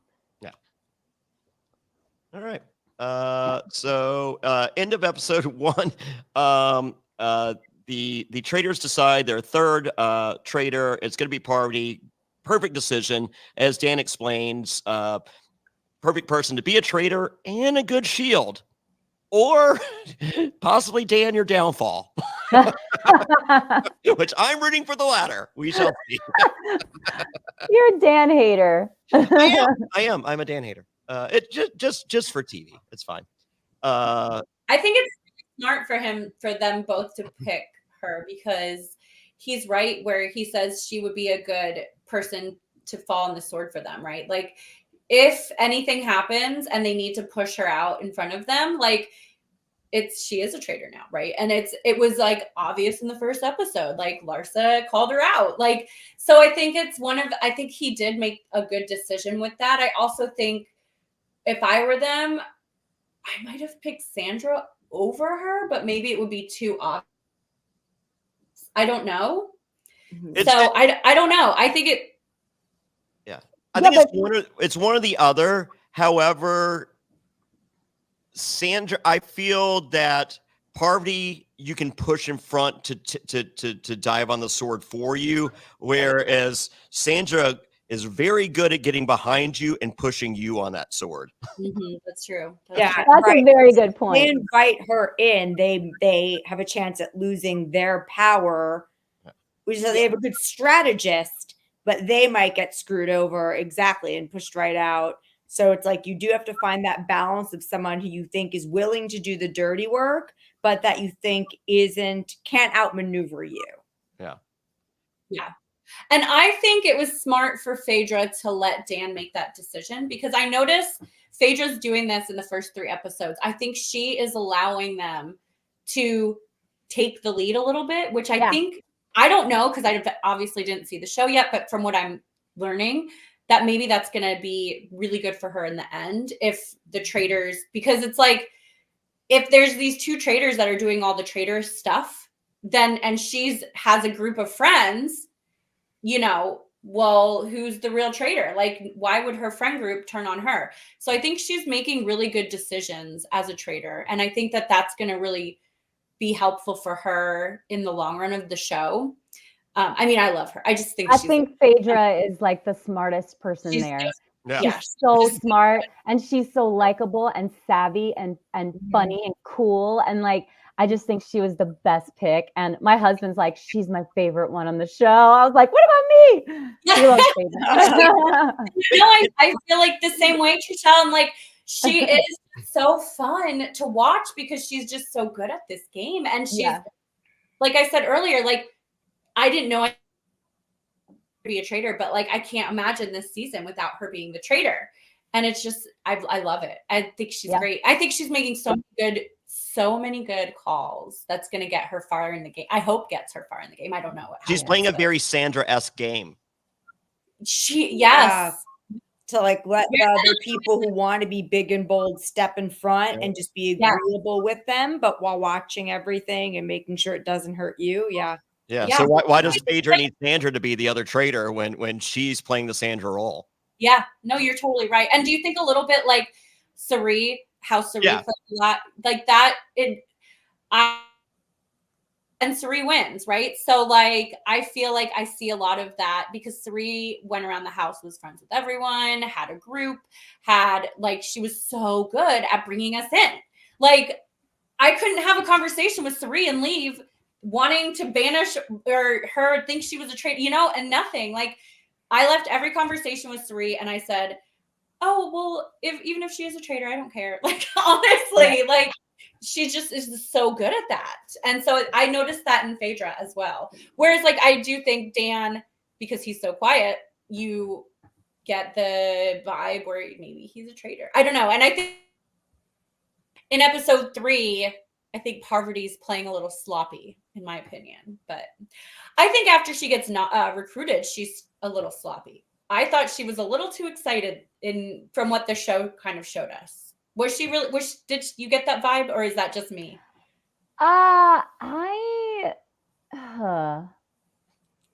She looked excited. Well, I didn't see that she was excited at all because I'm trying to think back because I was in the kitchen whenever she was figuring out who to poison. I don't even remember that. Like, I thought she did like a good job being a little low key with that. Like, I was watching it like, holy shit. Like, this is like, that was happening around me. What was happening? I was in that room. Terrifying. That would mess me up. I would lose. That would be my downfall. I would lose. I was like, oh my God. But you know what else is good about, like, well, she was being pretty social, but Phaedra's so social. So she hung out with everyone, which blends in. She blended in perfectly. Yeah. Dan was kind of like awkward, I guess. Like, he didn't really have like That's what he did on both Big Brothers. He played quiet, awkward. He threw challenges to make it seem like he was weaker. He did it, and he did it twice. Like, he's already like, that's his MO. Yeah. All right. So Trishelle has another Zoom. Sorry, it was at 11:30. She's very in demand right now. She's very. I could talk for 2 hours. This is so fun. The show is like incredible, and I'm so like proud to be a part of it. And I just think it's awesome. We're glad you could join us for the first hour and 17 minutes of this podcast that we were shooting for 1 hour. Sorry. So, Trishelle, we love you. We'd love to have you back if possible. You're still on the show. You haven't gone anywhere unless you drink that wine. Don't drink the wine, Trishelle. We shall see. You know, I like to drink wine. So I know. I feel like the end, like literally the first 3 seconds is like, oh well, there it went. All right, Trishelle, thank you. Everyone can find you on social media at Trishelle C. Oh, sorry. At Trishelle C. Trishelle, we love you. Thank you so much. Bye, Jen and Rachel. Thank y'all so much. Bye. Good luck. Keep fighting the good fight. We're rooting for you. All right. Go find those traitors. All right, we'll try. Okay. All right, bye. All right, and we are back. Sorry I lost Trishelle, guys. It was all my fault. Or no, we just went forever. At least we finally got to like her part and the big deal of it, like the whole central drama right now about the show. A lot of it has centered on Trishelle. So it was interesting to hear her take. And I think you have a little Jonny Fairplay exclusive because I don't think she's spoken about it anywhere else. So Well, and until she does this next Zoom interview. Right, exactly. Be right back. Gotta go talk to everyone else now. So there we go. And so Jenn will be leaving us in seconds to go write her article. Yeah. So we episode one ended in the big reveal that the traitors are now Parvati, Phaedra, and Dan. And apparently they made Parvati put on makeup now that she's a traitor. That's just in my notes. I don't know what that means. Also, what's worse, Dan's voice or his thinning hair? Who writes this? John, I don't even know. what's wrong with you? No, this is like I do this too. So whenever I'm like analyzing reality shows, and when I used to write my recaps for the Wrap and do whatever, I used to write them in the character of like a reality show contestant who was just like so bitchy and mean. I think it's because my edit was so nice. Like it was like I was too much of a nice girl. On every show that I've been, I get like the nice girl edit. So I try to like make comments that are more biting and whatever to be like, no, like I actually like have it. Plus, it's funny. I think after so many people shit on you on TV, like you want to be kind. Oh my God, you should see my messages today. Holy moly. Everyone's watching Survivor on Netflix, folks. Oh yeah, because his season just dropped from 20 years ago. Oh, but God. I feel like it's a balance between after you go through it, after like playfully being able to tease people, but also giving people a lot of grace. Yes. So it is revealed that Dan chose bananas because he's a nerd. Got it. So Peppermint said bananas can't be controlled. All right. And then Jordan and CT thought that Peppermint was sorry, not Jordan. Where do I have Jordan? Marcus and CT thought that Peppermint was defensive. This is the first time I've ever used talk text to do my notes, and a total abomination. I will never do that again. All right, so Moira from Schitt's Creek. I mean Parvati. Thank you. I was like, I noticed it. It's so funny. I didn't notice it in her confessionals. I started noticing it when she was doing an interview I was watching on maybe Instagram or something. And then I started watching it in the Traitors after show. And I was like, oh my God, she talks like Moira from Schitt's Creek. Yeah. Like, the way that she inflects her when she is explaining what she's doing. And I love it. I love Moira. She's my who favorite. doesn't love Moira? Who doesn't love Moira? Like, yes. So it's a very I'm saying that out of love, but I started noticing it and I was like, oh my gosh, that is so funny. No, I think Poverty is a great pick for a traitor. I would 100% have done it too. The only thing I think I think he couldn't pick Janelle, but I think if he did pick Janelle, I think he would have had I think it would have been also a good pick. I don't know that it would have been I don't know. It's tough. Like if it was me, obviously I love Janelle, I would pick Janelle. But for Dan, it's hard because then there's two Big Brother traitors. I don't know. I think Janelle is his best. I think that he doesn't believe the three traitors will make it to the end. And he's willing to sacrifice. Exactly. He's thinking, who can he stab or who will stab him? He's willing to sacrifice Parvati because he knows he has Janelle as his backup. I agree. Yeah, I think you're right. So why blow through a Janelle if you can sacrifice a Parvati first? Right. That makes sense. So yeah. Perfect gameplay. So episode 2, I also had my other note. Like, wait, what did I write you? I said, where is it? I text you a lot apparently. You did. Oh, I forgot to ask. Like, was that little really done in 10 seconds? I forgot to ask Trishelle that. That was one of my other ones. Okay, yeah. So the episode 2, the Marcus murder. Yeah. So we began with we saw Fergus dragging the Scarecrow. Yeah. I haven't got enough Fergus this season yet. No, we need more Fergus. I love Fergus. Yeah. So and there is $20,000 in gold in the field, and it is questions about the cast, and you bring back the Scarecrow with the answer. There is also 3 shields hidden in the field of gold/death. And it's here is where it is written in my notes that 4K is not some of these people's friends at all. that sun and the light, it's you know, I will say, okay, when we did challenges around the castle where we had to get like find our way around the castle, I felt like it was not like, they seemed like they were a little confused. Like I don't remember it being like, I remember the castle grounds being very straightforward to navigate. So I don't understand why they were like, run over here, run over there. Like, it just looked like they were like so frazzled.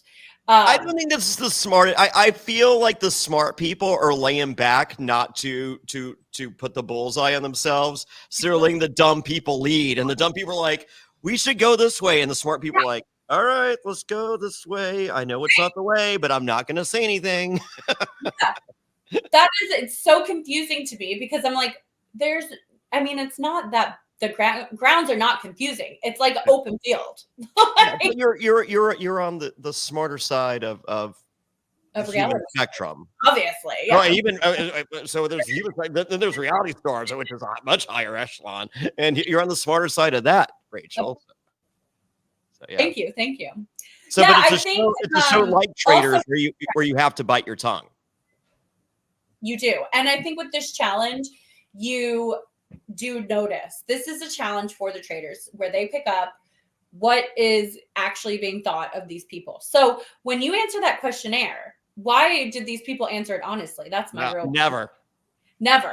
Why would you not, like, totally, if the question was like, who do I trust, Johnny Bananas or I don't know, like Marcus, I would pick Johnny Bananas just because. Why would you answer that question? It's like a Hans when they do the psych test. It's like, what's the opposite of what I'm feeling right now? And all these people are from reality shows, so I don't understand how they got that so messed up. But then I'm like thinking in my head too, when they're out there, and it took them way too long to figure out if it was one person or the other. Like, if the majority of these loud people are saying it's Marcus, then you pick Marcus's thing up. Like, what? I thought the Marcus one was a no-brainer. The peppermint one. If Peppermint's with you, even if you don't believe that, you just carry the peppermint anyways. Yes. And it's just like, oh my God, girl, I can't believe that. Yeah. Literally, I don't understand how any gamer from any gameplay perspective. Well, because there's a lot of non-gamers. Right. That's the problem. Because when they're in your group with you running along, you just pick up the Scarecrow. You could be wrong, but you're going to just run twice, but whatever. Unless it's something mean. If it's something mean, you're just like, oh no, girl. But if it's something nice, it's just like, it's just because I'm even if I don't believe it, I'm literally sitting there going, I'm carrying this peppermint Scarecrow. Right. And I'm carrying it back. Yeah. And I'm going to get the other one. 100%. And that's just what has to happen. Yeah. If I don't believe that. Yeah. But, I mean, I felt like other than, crazy comments, I think Peppermint was liked, and I don't think it was that crazy a guess. Right? No, I don't think it was that crazy of a guess either. No, I would have picked Peppermint, and then if Peppermint was my group, I would 100%. Oh yeah. As I said, it just you could have been a Hans, so it would have been like. Yeah, like actually, I would have been like, all right, we're carrying the Hans Scarecrow. They're like, really? I'm like, they're here. Like, let's just go along with it. We're coming back. Don't worry. Right. like no, by no chance did I think it was. But yeah, I don't understand the gameplay from some of these people because I'm just like, these are like reality rules 101. Yeah, and Dan's having a field day because the faithful are literally telling the Traitors what they need to know. Oh, 100% they were. Yeah, I know. And Phaedra too picked up on it, which I thought was interesting. Now, was Poverty already recruited at this point? She was, right?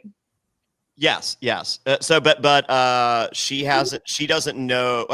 Yeah, actually, no. She's been recruiting everything. Yeah, she doesn't know who the other Traitors are. Or no, is it? Oh no, yeah. She's been recruited, but they have, yeah, but she hasn't met the other two. So, and when when the peppermint scarecrow is taken to uh or the Deontay scarecrow is taken to the key, she goes, the key must be broken because obviously peppermint's not. Right? That was the other thing. I was like, oh, and Peppermint's in this group, guys. Like, calm down. That group was clueless. That group was clueless. Yeah, and then the final question is whose plan is to not make good TV? Oh no, sorry. Who needs to speak up more? And the answer is Dan. Sorry, I had in my notes. Was it the other one, Dan or Sheree? Yeah, but I thought the original question was whose plan is it to not make good TV? That's not. Yeah. I see. Okay. Yeah, it was not. It was who needs to speak up more. Well, that's sort of Dan's strategy, though, and what's made him win on his other two shows. I know. Is not speaking up. I think Maxim hurt himself by not shutting up. Well, yeah, but not speaking, maybe speaking up at the right times. You know what I mean? Like the way, I guess maybe not speaking up's the wrong. Well, no, I felt he was telling us, the viewers, the right things. And holy moly, could he say the exact opposite or nothing to everyone else? Yeah. Yeah. But then again, not used to competition shows. I mean, he's competing as a dancer, but not like a manipulation competition. He just like Peppermint is used to it being like a talent show. Like this is based on my talent and popularity and not, the gameplay and knowing exactly how to play not only the people there, but you also have to know how to speak to the cameras and the producers. There's just so many elements that I don't think the audience realizes is going on, that I always try to emphasize whenever we do things like this for like an audience to watch, is they don't realize that you're managing the other people in the competition, you're managing what you say to the camera, and then you're managing what the hell you think production's doing in the background. So you have like these balls you're juggling when you're on these shows, which can make people seem dumber than they are or smarter. But even if you are experienced, it can be confusing. But if you're inexperienced with it, it's a mind fuck. Yeah. Star Search is not Survivor. Yeah, but it's a mind fuck. If you've never done, I mean, God, being the first time I did a reality competition show, that's the best way I could describe it. It was fun. It was like horrible. It was awesome. It was terrible. It was a mind fuck, you know? But for people not to I play House of Villains. Production is an opponent and an alliance member of mine. Yes. And for Bobby Lights, that concept is like, how? Yeah, you're playing against 9 other people, and I'm like, no. There is an 11th person here, and possibly 15 more people here, right? And the audience too. Yeah. But I don't think that people that don't come from competition backgrounds ever would understand that. No. And there's no way you possibly could, because if you try to explain it to me before I was there, I loved watching the competition shows, but I had no idea. I totally didn't understand it. And it's impossible until you're there to realize like how many different elements there are. Yeah. And I'm not explaining it to a non-reality person or non-competition person out there. Oh, not when you're in the competition. Yeah, like afterwards I'll be like, hey, quick heads up. And they're like, holy shit. I'm like, yeah, that's how it goes. Yeah. I mean, strategically, it could be interesting if you wanted to make a really good ally to explain it. But other than that, there's no reason to do it. Never. So they get 16,000. Dan gets a shield. Parvati's portrait looks just like her. It's not a compliment. Tamara doesn't trust John because he's a politician. Smart. Peppermint accidentally says traitor. Why, Tamara, you're a housewife. Do we trust the housewives? Mm. I feel like you have some well, no, I feel like Tamara's playing the role of Kate, and I could see you disliking Tamara based on that. I feel like I like Tamara watching her, and I interviewed her in like 2014 for another show that I did. And I think she's great. But when she said that comment, the first thing that came to mind was like, yeah, but you're a housewife. Like, Mm. do we trust you 100% that you're not going to lie to us if you're a faith or like a traitor being a faithful? Look, if the game is traitors. Yeah. Yes. Trust It's anyone. if you're Really. there to play the game Traitors, then you're there to be playing this game. So I did notice that when people are like, well, you can't trust this person because they're a politician, or you can't trust them because of this, or you can because of this. I'm like, that's not sound logic, because you're in a game where everyone is there to not be trusted, and everyone has equal different things they've had to manipulate in their life. If you're a Unless you're housewife, Deontay is not there to play the game of traitors. I know, poor Deontay. no. But so people might think I can or can't trust this person though, because they've trained themselves so well. They're so mentally strong. You can look at any different person there and come up with a reason why or why not they should be trustworthy based on the show they're on, the occupation they have. And in the end, that's foolish. And at least, from what it seems. Yeah. So no, No, you're totally right. And at the end of the day, we're all playing to win $250,000. yeah, it's And like, let's be real, nobody wants to split it. Like, a stupid game show called Traitors. yeah, and nobody wants to split that money. So let's just put that out. I Trust the other traders. If I was a trader, I'm not trusting the other traders. And as a faithful, I would probably try the other faithfuls and go to the end, and then still try to get rid of a trader, knowing I would only want to split the money with one other faithful, because you have to, at the end, if you're faithful, you have to split the money. But I would try to only have one faithful. I'm not splitting the money with 5 people. Yeah, I'm not splitting with 5 people. No, it's $250,000. Yeah. So I mean, I'm not splitting it with 3 people. If I can get away with it, I'm gonna do the bare minimum to split it with the one person that I have to split it with, because I'm a faithful. And if I was recruited at the end of the game as a traitor, I'm gonna get rid of the other traders as much as I can, Oh yeah. I would, because I would know they were trying to get rid of me. Yeah. I think if I was a faithful and I was going towards the end, I would be more willing to split it. But I've also, you've won, Big Brother. You guys have more. You've been on so many competition shows that you guys get it. Like, I might be more willing to be like, oh, I'd split it. But when it came to, if I was a traitor with the other traders, I would be like so afraid that they were going to shank me that I would. Why didn't you pick me before? Yeah. What? Why didn't you pick me before? Like, you choose now, like the end of the game. It's like, screw you. Like, yeah. Guess what? You're right. I should be a traitor. Watch this. Hold my beer. Yeah. So, all right. I think. Go ahead. Go ahead. No, I don't remember what I was going to say. Okay. Well, it's time for banishment. Peppermint raises her hand. Can I speak? Whew. And here we go. It is on. And Peppermint puts her hand in Trishelle's face. Did not get to ask about this. And Trishelle did not like it. So. Yeah. Well, nobody likes it when someone puts their hand in your face. Oh. Ooh, I think Trishelle handled it a lot better than I would if anyone puts their hand in my face. So I'm small, but I'm very vocal and argumentative. So anyway, I think at the round table, Peppermint didn't defend herself enough. I think she could have. I mean, she really did herself in when she said that she was a traitor, had the slip of the tongue in a game called Traitors. It's just, word vomit is your worst enemy. Yeah, that's why she went home. Yeah. But I think she could have turned the tables on someone else. If the asthma thing was out there, which it was, I think she could have stuck onto that asthma thing. I'm not sure if he has asthma still. No, right. I know. But that could have been the one thing that would have kept her in that game, is if she was like, you're looking at me, but let's talk about this, because he had said he had asthma and he doesn't have asthma. And he's a politician. He's a politician. Yeah. Like, you said that Janelle heard him breathing.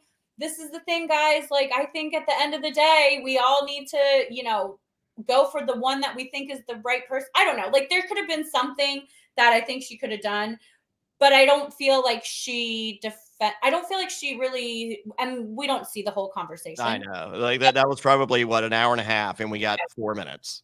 And the problem is because I know when I was banished, when I went home, I could have really stuck on to the Christian stuff and said Christian did this and he said he was a traitor or he had the traitor rules, and like I think I could have pushed it more. And I think every banishment that I watched on my season, I could have, or that person could have pushed it more towards someone else. But I think it's hard. It's just you're up there and you don't know what to say, you know. Yeah. So what, and you're hoping going into it, like, you know, you need to be able to have a plan of attack for if you are called out, but you're mentally preparing yourself to not. It's just like, don't say my name, don't say my name, don't say my name, don't say my name, don't say my name, and then when you hear your name, like, oh fuck, they said my name. Yeah.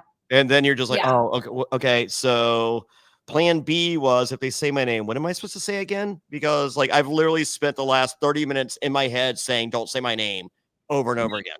Right.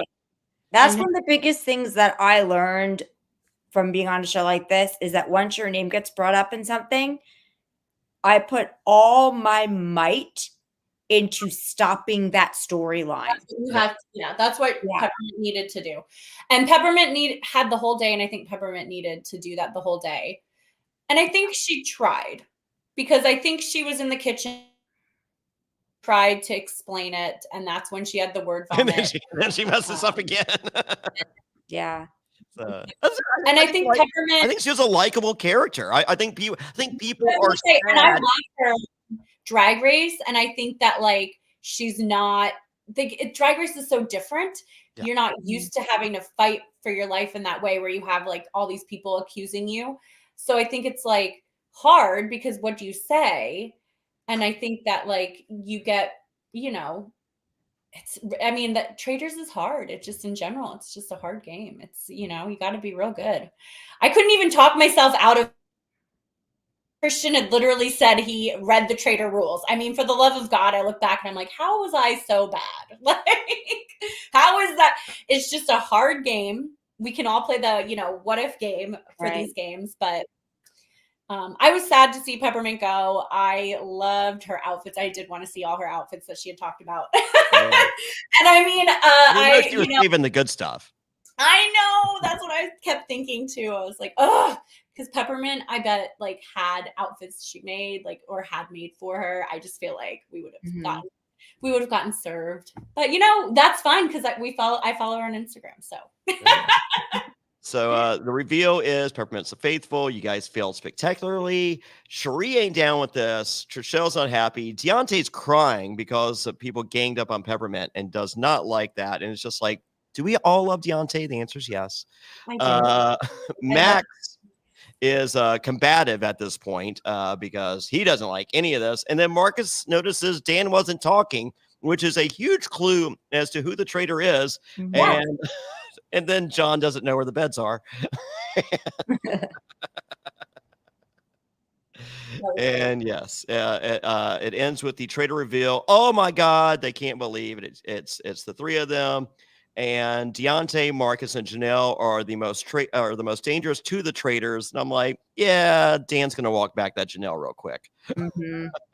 So Dan is the only one with the shield. Oh, by the way, we're on episode 3. And with Dan having the only shield, that means it's a traitor buffet, according to Parv. And that's a good move with Dan. We didn't talk about that. That was good. That was smart for him to do. Yeah. Throw it out there, but walk it back. Right. Mm-hmm. Exactly. And I think also, like, for him to, the way he was going to word it was like, I'm scared about, because everyone was starting to accuse being a traitor, that he was scared, so he wanted to make sure he didn't get murdered. Right? He was smart. He played that was a good move for his game, I think. Yes. He knows when to win. That's the thing. Dan, like you said, Jen, he knows how to play these games, and he knows when to win. He knows when to look weak. Mm-hmm. And he is one of the best, I think, reality gamers. But I'd rather be watching Johnny Bananas than Dan right now. Oh God, not me. To each his own, Rachel. Okay. All right. So it's time for breakfast. Trishelle is excited that she wasn't murdered last night. I say that daily. Do you guys? I'm just having some nice hash browns cooked in duck fat. I'm like, oh my God, I'm so glad I wasn't murdered last night. Mm-hmm. So, and John comes in to breakfast, and they're like, "Who did you kill last night, John?" Which I think is great. Yeah. I don't know if he's in on the joke. That's fine. And Lars is praying that it's not Marcus. Oh, it's Marcus. So, and that was a smart move. It was. I thought it was a good move, but I don't know that I would have done it yet. No, I think with you have Trishelle talking Dan. I feel Marcus has figured out that it's Dan, and then we have someone else saying Dan. I feel like it's enough people of influence. Yeah. I thought that was the Dan reason goes. for Marcus was that Dan really noticed, like he's on to me, and figured he was on to him the most, and it said it, so he was like, he's got to go. Because But if Marcus says something at the round table, I think people are like, well, I mean, it's Michael Jordan's son. I mean, you might be right. Well, I know people did agree with Marcus a lot, and that's why he got the scarecrow when everyone said who they thought. But if that was me, I might have murdered Larsa first, because No, Lars is not, you get rid of Marcus. Lars is a mess. No, I know, but you want Marcus to be more of a mess, because then Marcus. I don't think he is more of a mess. But because you need someone that people start thinking is a traitor, because you're a traitor. You want other people to think you're not a traitor. So if Larsa goes home, everyone's like, oh my God, it would never be Marcus. And then Marcus gets mad, and then you can start putting blame on him. Like, I don't know. I think maybe I'm thinking into it too much. I think Marcus has figured out it's Dan. Larsa goes home. He's pissed. He's just like, guys, it's Dan, and I'm willing to go home for that bet. You think so? Yeah. I mean, maybe. Yeah, whereas Larsa is saying Dan, but everyone's just like, wasn't Marcus the brains of the operation? Right. It's like, no, she's just as good. And they're like, I don't know. Marcus is gone. I mean, well, the thing is with Larsa, she'll be an easy person to murder, because nobody's going to try to banish her ever. Yeah. So anyway, it's today's mission is Dead of Night, and so we at this point we see Trishelle sniffing out Dan. I'm like, here we go. Deontay and CT ask Mac who is the traitor. He says nothing. I'm like, you're an idiot. And the girls led by Larsa think it's Dan once again, and I'm just like, okay, here we go. And stupid Max does himself no favors. We get to the graveyard, and I see a Marcus, Bananas, Stephanie LaGrossa, Ryan Lochte, Tombstone. Where's the Rachel Reilly Tombstone? I wasn't murdered. I was banished. Oh, right. Yeah. These were murders. Ryan Lochte was murdered. Jonny Fairplay, are you a first-time reality star? Like, well, you didn't win. I just assume you were murdered. No, I was banished. I was the best banishment, as they would say in season 1. I mean, okay, fair enough. My bad. My apologies. It's so funny because like the term banishment and murder and all that. Like when we did House of Villains, we were saying banishment, like, and they're just like, and the veto. So we had the battle. What was it? The battle royale to get back in. That was the veto comp, and we call it the veto comp. They're like, stop calling it the veto comp. Right. And then we have the nominations, and they're like, it's called the hit list, and then it's just, and then I guess you. How are you removed? And and so we would say banished. They're like, it's not banished. We were literally screaming. So that's how much I watched Traitors. We used all your verbiage. See, I get it, but I was banished. Okay, all right, got it. Now you know why it was a graveyard full of murders. Okay, yes. And what do you call a bunch of ravens? A murder. Yeah. I don't know. That's crows. Yeah. A murder. Oh, the crow? The crows. It's a murder of crows. Okay, murder of crows. Sorry. I don't know if it's a murder of ravens too, but it's definitely a murder of crows. Okay, sorry. I knew one thing, and apparently I only knew half of that. All right. MJ is short enough to bend down. All right, put that on your Tinder. It's called. It's the challenge is light tag apparently. I'm disappointed with MJ on Traitors. I hope we see more of MJ because I just don't feel that we're getting the MJ. We're starting to get little pieces of all these characters, and like we're starting to get some Erica, but Yeah, who's the girl that that Janelle hates right now? Erica No, I have her from name the written down. UK. Well, no, were they? Erica from UK. No, Ekin Sue. Ekin, right? Ekin, yeah. I Yeah. said Erica. Right? Yeah, Ekin Sue. So yeah, so no, I want more of these people. We're not like I'm just like you got cast for a reason. Let me see some of that. Right, So, that's what I'm thinking too. Yeah. And so I am liking to see a little bit of the Ekin Sue that we get. oh And yeah, P.S. Janelle was totally in the right. Like I would. yes, it looked like Ekin Sue came over her back. Yeah, it did. It did look like she came over her back, but also I would, if you're have a shield up for grabs, that's your safety. Why wouldn't you grab it from someone's hand? Like, unless they have it around their neck, you don't need to like mud wrestle to the ground. But like, you know, if it's on the ground and it's right there, you're grabbing it at the same time, you know? So I think she was totally in the right. I would do the same thing. Sounds like a good Saturday night at 1 a.m. for me. I don't even know what that means. I don't. So, I do have video evidence for everyone here. Here you go, folks. This is a screenshot from a picture of Peter breaking the casket so that Janelle can get the shield. As she says here on Instagram, you guys, I wasn't lying. I may be a lot of things, but I'm not a liar. So this is where he breaks the casket. Janelle reaches for the shield, and Ekin Sue comes up behind her. So she is there first. There we go. All right. So the light tag begins, and John runs into the light like a moth to the flame. It's pretty amazing. Literal seconds. Just like I am here for John. I think CT with a hammer. He's there for destruction. He's not. Bergie guesses the pattern, but no one believes him for about 15 minutes. That was frustrating. They do manage to collect $19,500 in gold, and Janelle has a shield, and Peter has a shield, I believe. But I'm still watching the show, assuming that they're going to get the rest of the gold at the end of the season. Yeah.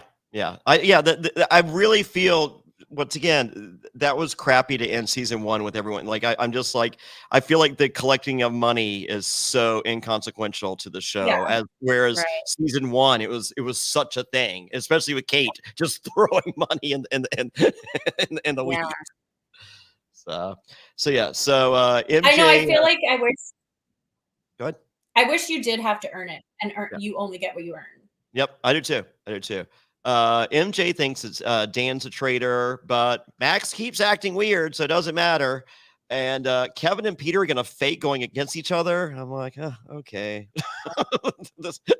what I don't get the Peter. I don't get it. Yeah. Well, ask Brandon politely. I don't know. That was part. Totally unrelated.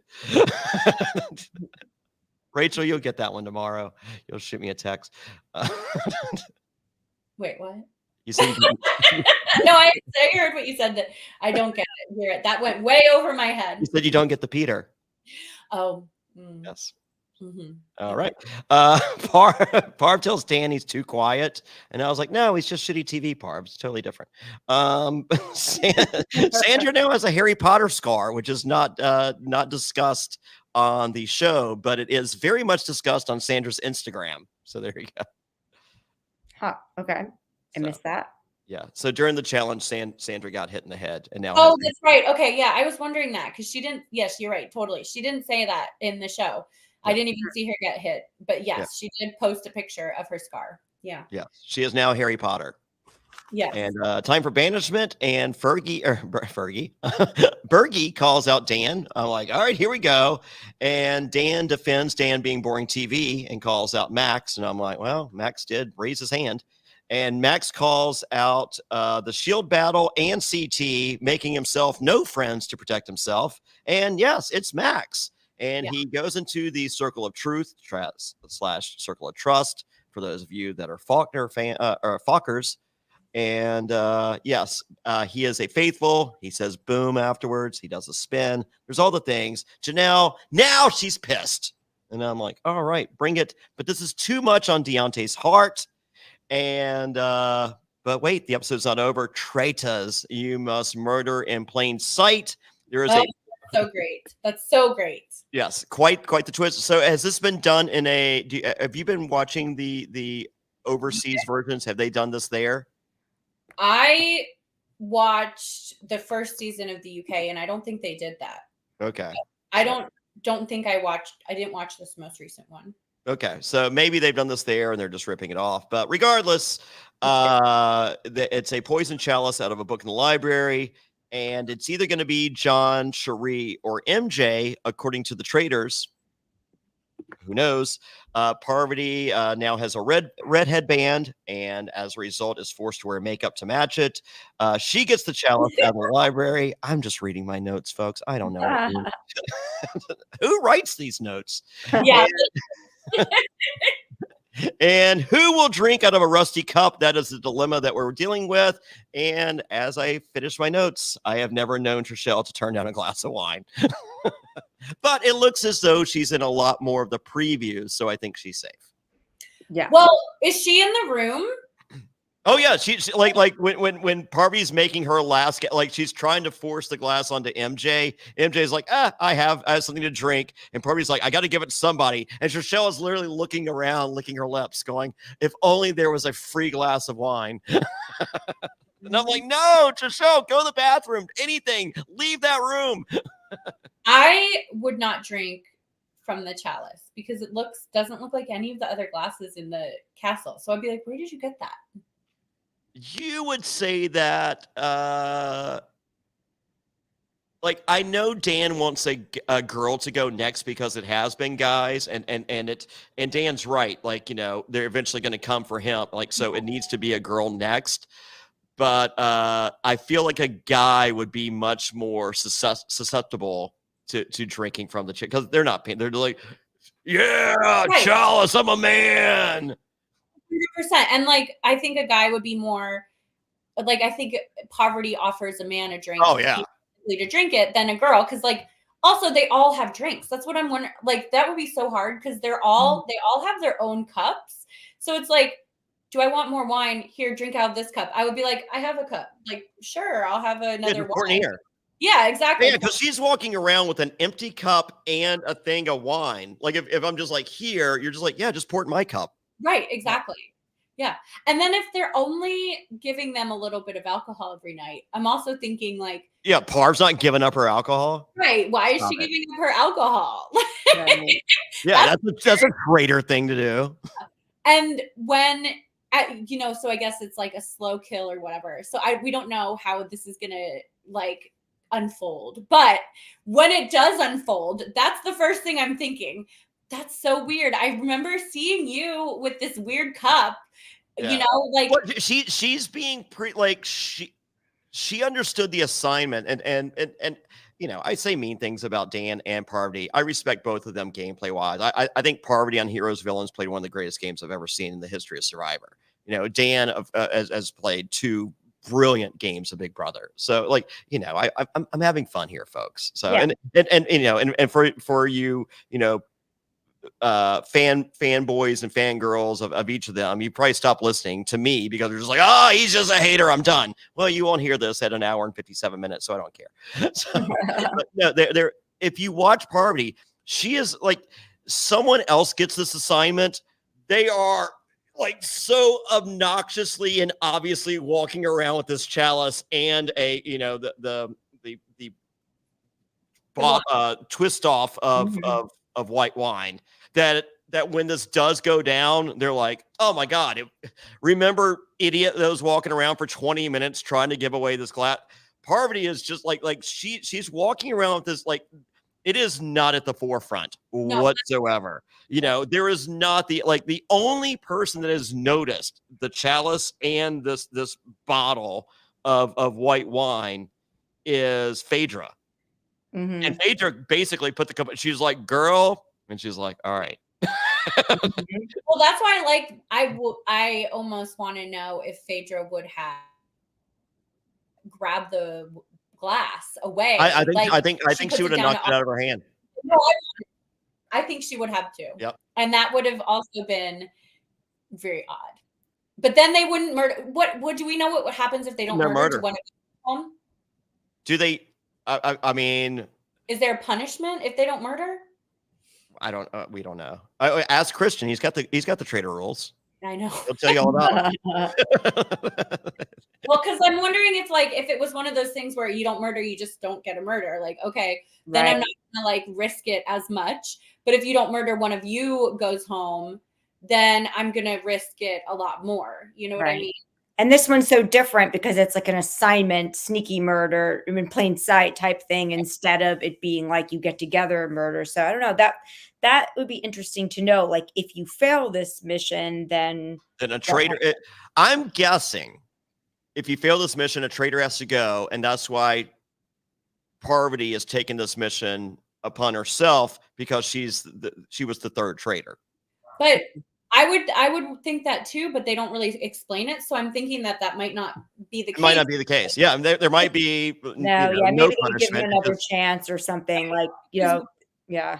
Wouldn't Phaedra have more? If it's between the three of them, if this doesn't, Phaedra have more the care more. You know what I mean? Like, wouldn't she have been more like, not on my watch? Would she might not have said that if it was like us or them. Then it's like, okay, well, sorry, you've got to go, but kind of thing. Yeah, if one of them has to go and she shuts down the Cherie thing, right. If I'm Parvati, I'm like, great, here's the chalice. Yeah, exactly. So I don't think the penalty is that. I think it's just it's a no kill.